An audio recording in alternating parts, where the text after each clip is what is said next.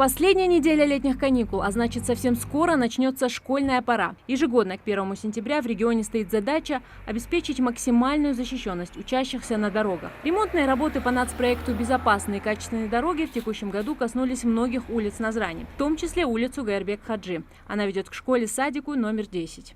Министерством автомобильных дорог Республики Ингушетия уделяется особое внимание автомобильным дорогам, которые ведут к общеобразовательным учреждениям, досуговым учреждениям, к детским садам, к объектам культурного назначения. Реконструкция затронула и улицу Чахкиева в Магасе, протяженность которой 3 километра. Она ведет к 2 школам и к центру образования. Изменения на своей улице отмечают и местные ребята. Эти мальчишки, пожалуй, больше всех проводят время на улице. А с наступлением осени начнется не только учебный сезон, но и спортивные секции. Поэтому пешеходный переход здесь был необходим. Я по этой дороге хожу на тренировки и в школу, и в таком состоянии она никогда не была раньше. Сейчас она намного лучше, светофоры, пешеходы. Дороги были по-другому, они были немного плохие, а сейчас они их изменили, поставили светофоры. Мне не нравится, что таймер 20 секунд, и мы не успеваем переходить в пешеходный переход. Мы бы хотели, чтобы таймер увеличили.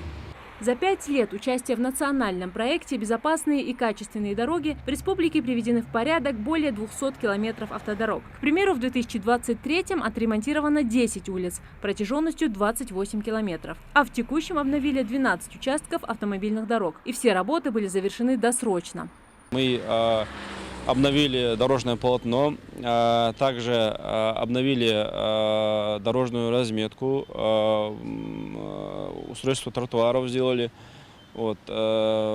и устройство дорожных знаков, то есть, что непосредственно влияет на безопасность дорожного движения.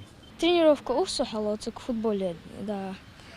Хахадинца что урса, он со штахта хусун да и светофор добавить.